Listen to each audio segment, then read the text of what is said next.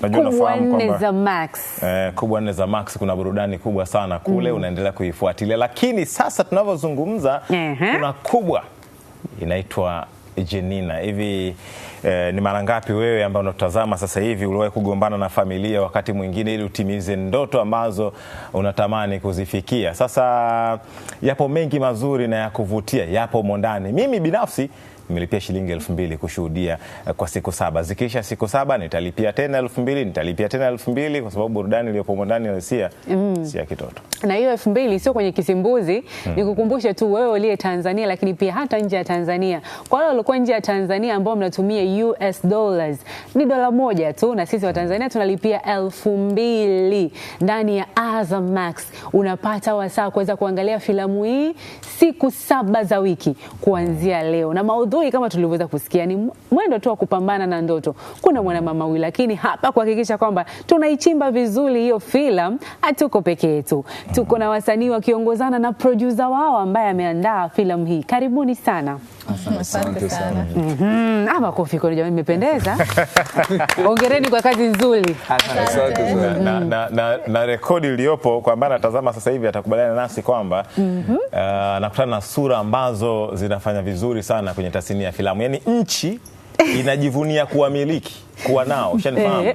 Kwenye masuala mazima ya sanaa. Ya sanaa. Ya uigizaji. Kuna wakati unafika yani kila Mtanzania anajivunia kwamba wa kwetu hawa. Yaani kipaji ulichonacho wewe si chako, chetu wote. Huyu namjua. Unatuwakilisha. Na tukianza kwanza na Dranas Msigwa, yeye kama producer.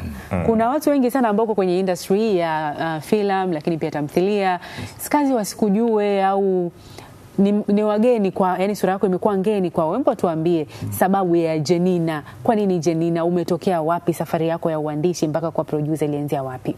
Well, mimi naitwa Dranas Valence Msigwa, ni producer muda mrefu kidogo. Nimetokea mkoa wa Rukwa, Sumbawanga huko. Tulikuwa tunafanya kazi lakini tukaja tukasogea hapa. Nimeshafanya kazi nyingi lakini kubwa kuliko ni hii hapa Jenina. Yes, nimefanya kazi na kampuni ya Lokoma, nimefanya kazi na kampuni ya Duma TV ambayo mpaka sasa hivi bado tunashirikiana nao. Kwa hiyo filamu ambayo ipo sasa hivi inabamba ni Jenina. Na rafiki yangu mmoja anasema ni mtumishi wa Mungu kutoka Sumbawanga. Mtumishi wa Mungu kutoka Sumbawanga. Kwenye filamu unatumia jina la Ivan. Ni uongo. Yes, kwenye filamu natumia jina la Ivan. Sasa kwa shilingi 2,000 mimi nimeona mabalaa yenu ni balaa. Mabalaa ni balaa. Hatari sana. Mabalaa ni balaa. Tukija sasa kwa wasanii wa kongwe, naona hapa kuna Kojak lakini pia tuna Venosa. Mimi naomba nianze na mwanadada mwenzangu. Sawa.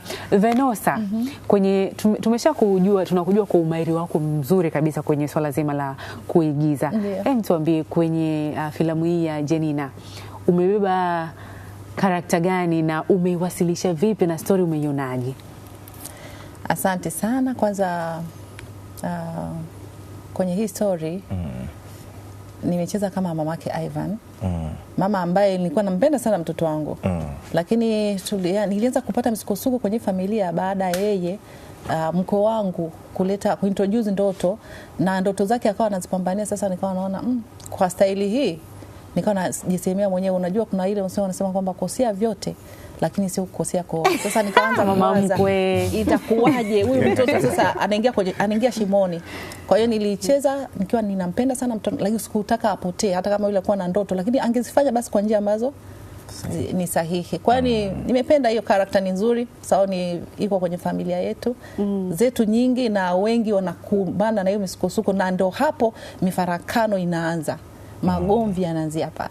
Mamko usimalize utamu. Yaani hapa hivyo ulivyosema hivyo najaribu kuwaza. Sasa mamko huyu mnoko, maana anakuambia kosea yote usikosee kuoa. Anataka kijana yake ndo kaenda kumuoa binti ambaye ndo mwenye maono. Ndio Jenina mwenyewe huyo Jenina. Tayari. Na akasema kweli. Kwani unataka ukosee kuoa? Hutaki ukosea kuoa. Na tukija kwa Kojak hapa, wewe una karakta gani kule? Usiniambie ndio hii yani. No. Bwana mimi kwenye kazi ya Jenina nimecheza kama Profesa Nayaweza. Profesa Nayaweza ni producer, alikuwa na produce models, lakini alikuwa ni mtu ambaye alikuwa na misimamo katika kazi yake. Ina maana alipogundua kwamba amepata biashara, yani modo ambaye anafanya vizuri, anaweza akafanya vizuri zaidi, basi akamng'ang'ania, akajaribu kumconvince ili akubali kufanya kazi, na yule naye alipokuwa na ndoto zake toka zamani, kwa hiyo akakubali hata kutangaza kwamba yeye sio mama wa familia. Kwa hiyo tusimalize utamu, lakini kwa hiyo wewe ndio mvunja ndoa za watu. Umeona sasa, mvunja ndoa za watu. Kwa hiyo jana pia nimeongea sana, kwa hiyo hapa mimi nimekuja tu kuwakumbusha kwamba leo ndo siku yenyewe. Jambo lishapanda hewani tayari. Nikisema niongee sana hapa ndamaliza utamu. Kama namuona huyu kama ilivyokuwa ile walimu wa shule wanavyoweka mkono hivi walimu wakuu kwamba sasa naona pale ndo anaika sasa Jenina inabidi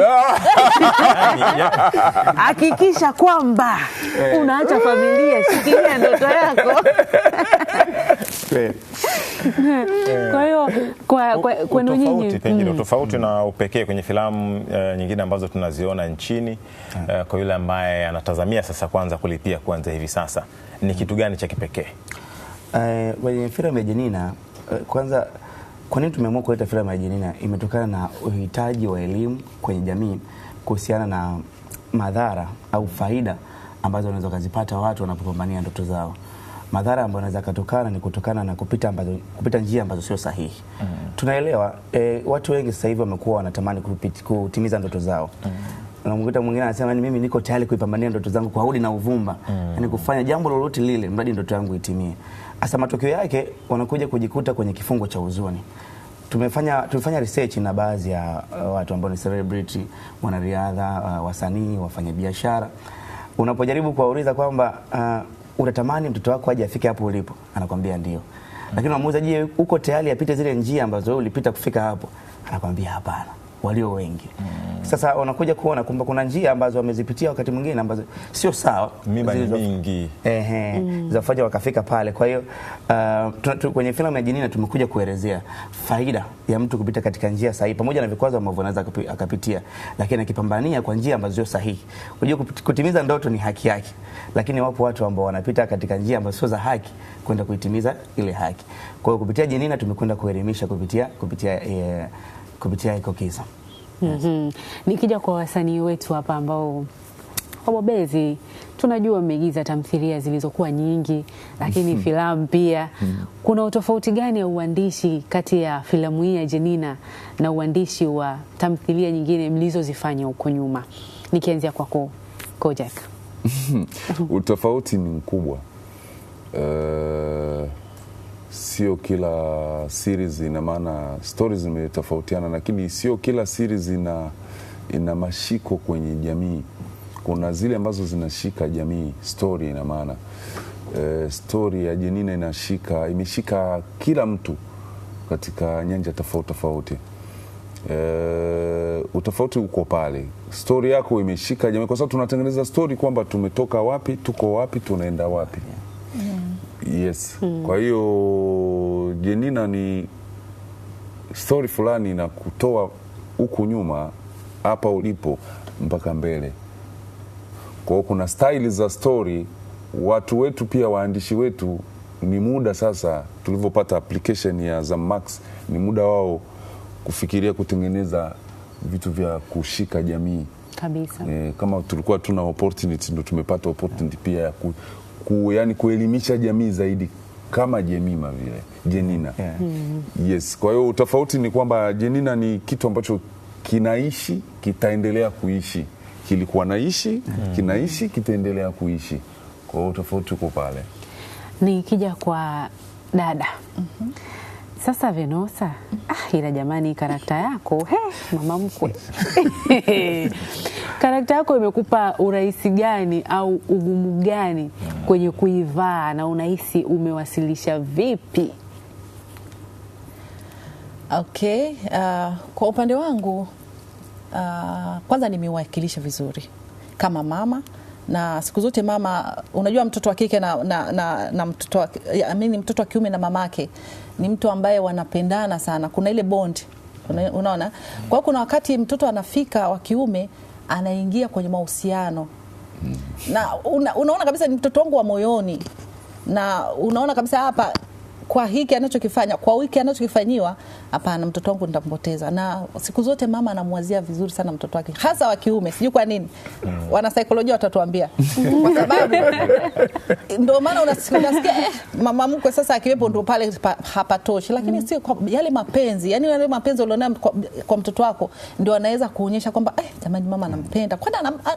Kwa nini anampenda sana mtoto wa kiume kuliko wa kike? Kwa sababu mapenzi, ile bonde ambayo. Lakini sasa kwa huyu mtoto wangu ambaye nilikuwa nimeona kabisa kwa style ambayo anaenda, yani kwa kweli nitampoteza.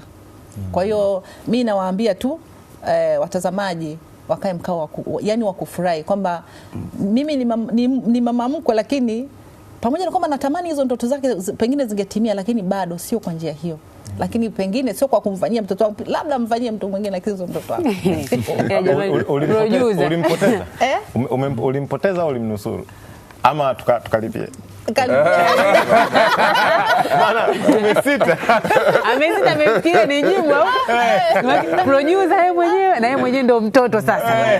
Jamani, ila kweli jamani. Kwa hiyo Jenina amealitulia kwenye mstari au? Yes, leo ndio leo. Msemaji. Kiharakati sana. Basi kwa kumalizia tuweze kupata kwa wito wenu kwa raia ambao wanawatazama muda huu, mashabiki wenu, mnawaambia nini, wasikose nini kwenye Jenina? Kwa sababu leo ni weekend, ni muda mzuri sasa wa kuitazama filamu ya Jenina. Hawatapata tu burudani, bali watapata pia elimu. Wazazi waitumie filamu hii kuwakilisha ujumbe kwa vijana wao, lakini vijana pia wakaitazame filamu hii kwa lengo la kujifunza. Kwa hiyo hawatajutia kuitazama filamu hii, kwa sababu kwanza tumezingatia ubora wa picha, ubora wa sauti, lakini na hadithi yenyewe. Kwa hiyo wasikose, kuna vitu vya kukosa, lakini sio filamu ya Jenina. Sio Jenina. 2000 tu kwa mtu. 2000 tu. Kwa mashabiki zetu ambao wako nje wanaweza kaitazama kwa $1 tu. Yes, kwa sababu inaweza ikawa ni fedha kubwa, lakini pale haendi kupata burudani, anaenda kupata elimu. Elimu lazima igharamie kidogo. Yes. Hapo Ngaira. Unaweza kuwa nakaa na mwaza producer hapo kule akiwa kama vile mume wa Jenina, sio alikuwa analia. Mamake sio alikuwa anamwambia kitu gani jamani? Nawaza jamani, 2000 yangu mimi ndio imeshaenda hivi leo. Naiona kabisa 2000 yangu imeteketea. Lakini tunapozungumzia mapinduzi ya sanaa na uzalendo wa Tanzania, lazima tuwe nao kusapoti vya nyumbani, kwa sababu sasa hivi si tu vya nyumbani, ila ni vya nyumbani vilivyo bora. Yani unatazama kuanzia picha, sauti, story ambayo ipo humo ndani, unapata mvuto na msisimko mkubwa. Mimi ni shahidi kwa sababu 2000 tayari imeenda, na ikipita siku 7 nitachapa tena 2000 nyingine mpaka pale nitakaposema sasa imekuja nyingine. Na niseme kwamba si tu kwamba tunawasifia kwa kile ambacho mmekifanya. Kwa sisi ambao tumeshalipia tayari, tunakiri kwamba ni filamu nzuri sana. Ina story nzuri, inavutia, ina mvuto, na wakati mwingine pia tunakutana na ndugu jamaa na marafiki wengine kwenye mitandao ya kijamii na kufuata kuulizia, bwana inakwaje? Ukilipa miongozo taratibu na kwaje? Na tunaendelea kuwaelezea kwamba inakuwa kwamba ukishalipa ni siku 7 tu, unaangalia. Baada ya hapo ukitaka tena kumwangalizisha rafiki yako, ndugu jamaa na rafiki, unamlipia tena. Unamwambia tu lipa ni 2000 tu. Unaweza ukamtumia kupitia Azam Pesa akaangalia. Sio kama gazeti, nimenunua mimi gazeti nimemaliza kusoma Kuna mmoja aliniuliza swali kwamba hii ni mtindo wa series ama ni single movie? Film. Kwa maana ya film. Single movie film. Yaani shilingi 2000 anaenda kuona dakika kwanza mpaka mwisho. Anamaliza. Mwanzo mwisho. Na anapata kujua. Kwa hiyo usiogope, sio lazima utembee na TV yako kila kona, hapana. Kiganjani unaangalia. Kiganjani kwako, ukiwa na tablet yako, ukiwa na laptop yako, popote pale ulipo. Yaani ni wewe na 2000 yako na Azam Max. Basi unakuwa umaliza kila kitu. Basi. Mimi nawashukuru sana kwa kuweza kuungana nasi siku hii ya leo, lakini pia madini mazuri kabisa ya Jenina ambayo tumeshaanza kutupia macho, lakini pia mtazamaji pia naye wataenjoy. Basi tunashukuru sana kwa wewe mtazamaji, kwa sababu tunaamini hii Azam Max hizi 4 kubwa hazijakupita na hazitakupita. Hii ikiwa ni ile 4 ambayo inaenda kumalizia kwa kishindo kabisa, tunasema kishindo. Kwa hiyo usipange kukosa 2,000 tu, siku 7 unaweza kuangalia filamu yako. Ogopa sana jambo la kufunga. Jambo la kufungia ni balaa. Sasa hii tunafunga kubwa kwenye show, kwanza kwenye show. Mtu anakwaje? Yes, exactly. Sasa ndio hii Jenina. Wakubwa. Wanaenda kufunga 4. Hata tuwezi jua zinaweza zikaja 10 kubwa za Max baada. Sio msemaji, nahisi. Au natamani. Sasa ni matamanio. Au mtamani nyie. Sisi mpaka mwisho. Kuzalisha kazi. Basi mabosi mtusikie. Tukitoka kwenye 4 tuende kwenye 10, kutoka kwenye 10 tuende kwenye 20.